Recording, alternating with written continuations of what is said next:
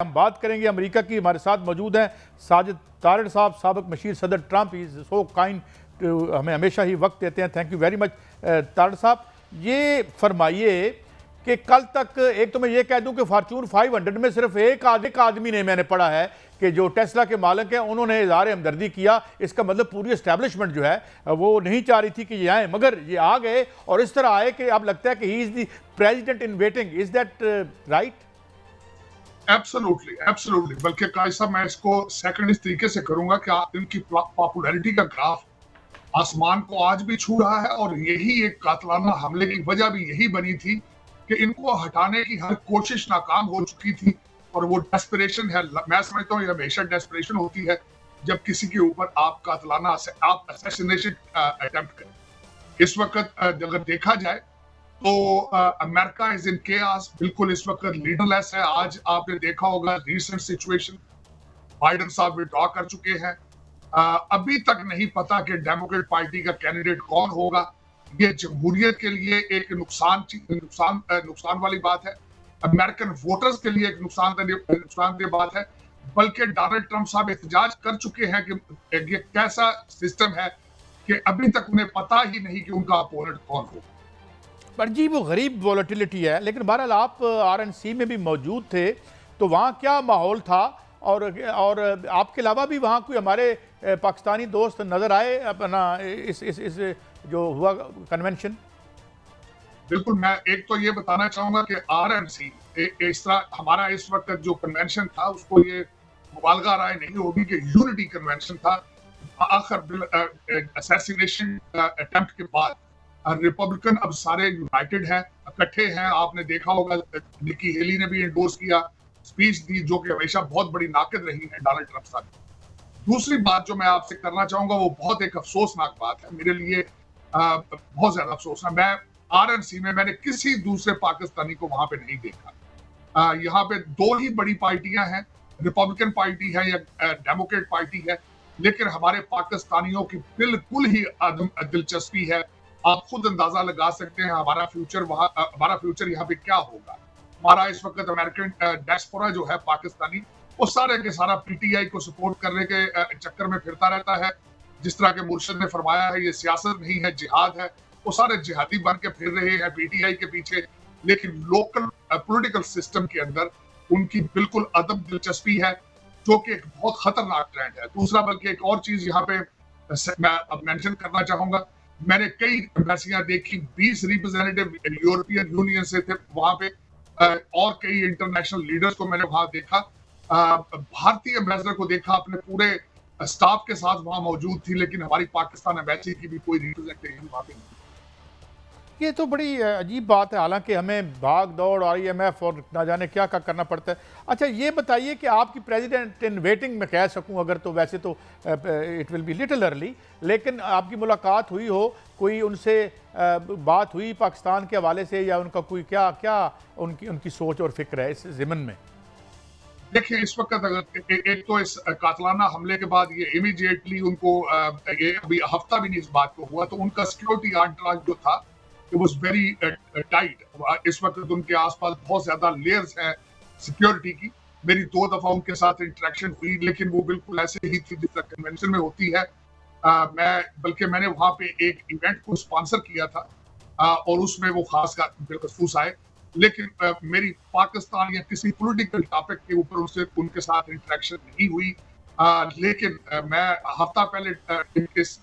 एक हफ्ता मैंने ट्रैवल किया था प्रेसिडेंट साहब के साथ प्राइमरी इलेक्शन के दौरान।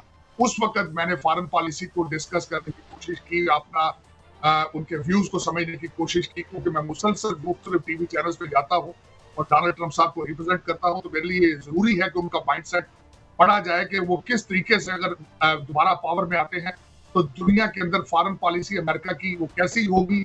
और जो वो बार बार क्लेम करते हैं कि मैं दुनिया की हर जंग को खत्म करने की सलाहियत रखता हूँ, तो उसकी वजह से मुझे इंटरेक्ट करना मेरे लिए जरूरी था, और मैंने किया। और मैं ये समझता हूँ कि डोनाल्ड ट्रंप साहब has a potential, he has ability to ये सारी जंगें दुनिया की खत्म करें। पाकिस्तान के साथ रिलेशनशिप बेहतर होंगे।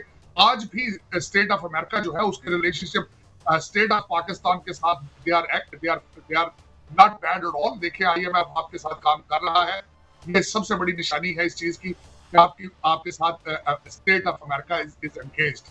अब उसमें चेंजेस कैसे आएंगी, क्योंकि डोनाल्ड ट्रंप साहब पेंटागन को स्ट्रॉन्ग करेंगे और अपनी फॉरेन पॉलिसी को रिविजिट करेंगे। इसमें कोई शक नहीं है कि पाकिस्तान के अमेरिका के साथ रिलेशनशिप 1950 से है और अमेरिका हमेशा उसको कदर की निगाह से देखता है।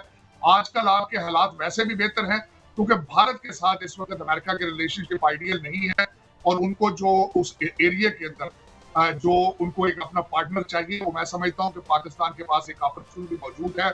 अमेरिका उसे उस एरिया के ऊपर क्रिटिकल नजर रखता है, चाइना के हवाले से, अफगानिस्तान के हवाले से और ताइवान के हवाले से। अच्छा तारड़ साहब, ये फरमाइए कि आमतौर पर कहा जाता है कि रिपब्लिकन प्रेसिडेंट हमेशा क्लोज और ज़्यादा सिंपैथेटिक होते हैं टुवर्ड्स पाकिस्तान।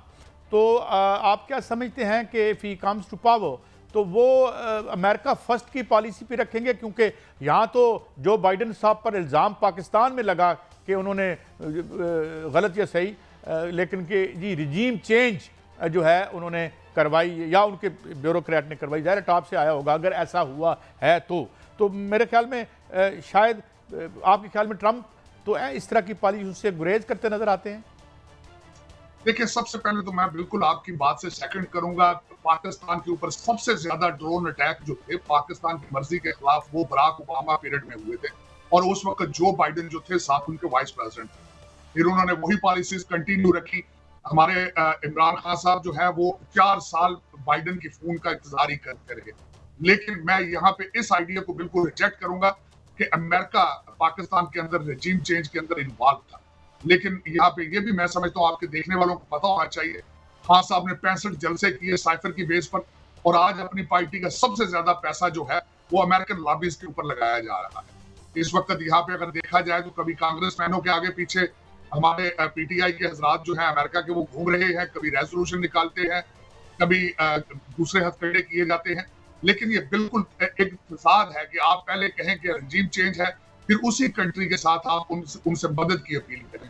लेकिन ये मैं इस सारे सिलसिले जो देख रहा हूँ कि किस खूबसूरती के साथ 25 करोड़ लोगों को बेवकूफ बनाया जा रहा है। इस पे अफसोस ही किया जा सकता है। लेकिन इस वक्त अगर देखा जाए तो जितना जोर पीटीआई यहाँ लगा रही है, काश कभी किसी पाकिस्तानी ने पाकिस्तान के लिए लगाया होता, पाकिस्तान के लिए लॉबी की होती। पाकिस्तान हमारी मादरे मिल्लत है और मैं समझता हूँ कि हर पाकिस्तानी अमेरिकन को चाहिए कि वो पाकिस्तान को प्रमोट करे, किसी फर्द वाहिद को प्रमोट ना। अच्छा, ये भी मुझे एक अजीब बात लगती है कि एक पॉलिटिकल पार्टी जो आजकल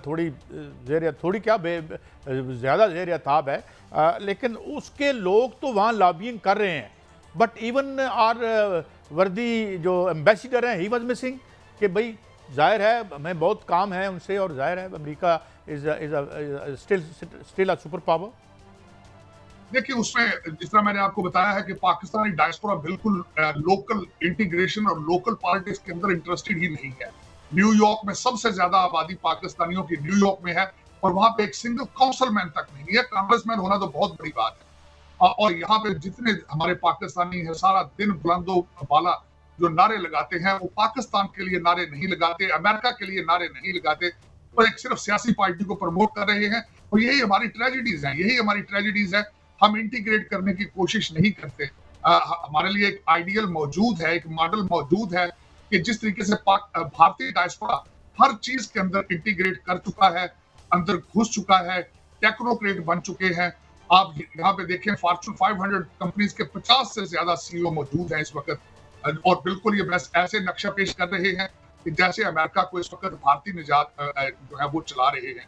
लेकिन हमारा डायस्पोरा जो है वो बिल्कुल दूसरी डायरेक्शन पे, वो जिस तरह मैंने आपको बताया है कि वो ये सियासत नहीं जहाज का नारा बुलंद करता फिर रहा है।